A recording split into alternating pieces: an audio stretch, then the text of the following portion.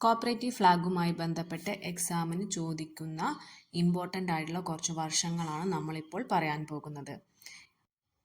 In 1921, Charles Gide design the cooperative flag. Cooperative flag design ചെയ്തിരിക്കുന്നത് 1921 ഫ്രഞ്ചുകാരനായിട്ടുള്ള Charles ഗിഡാണ്.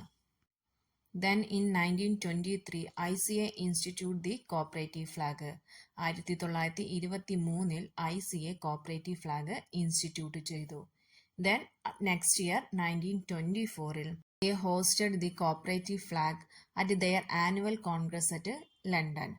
1924 ICA എന്ത് ചെയ്തു? ഈ കോപ്പറേറ്റീവ് ഫ്ലാഗ് അവരുടെ ലണ്ടനിൽ വെച്ച് നടന്ന ആനുവൽ കോൺഗ്രസിൽ അത് ഹോസ്റ്റ് ചെയ്തു.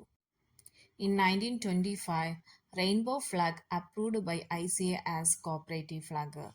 1925 റെയിൻബോ ഫ്ലാഗിനെ കോപ്പറേറ്റീവ് ഫ്ലാഗ് ആയിട്ട് ഔദ്യോഗികമായിട്ട് ICA അത് അപ്രൂവ് ചെയ്തത്.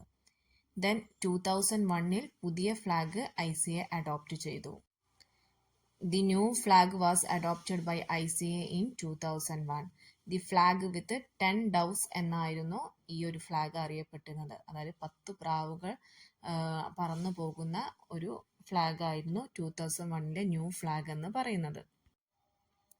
Finally in 2012 the new flag with purple colour.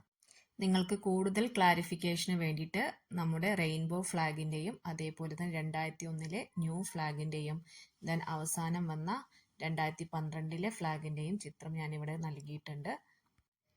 അപ്പോൾ കോപ്പറേഷനുമായി ബന്ധപ്പെട്ട കൂടുതൽ കാര്യങ്ങൾ അറിയാൻ വേണ്ടി നിങ്ങൾ ഈ ചാനലിലെ വീഡിയോ കാണുക. താങ്ക്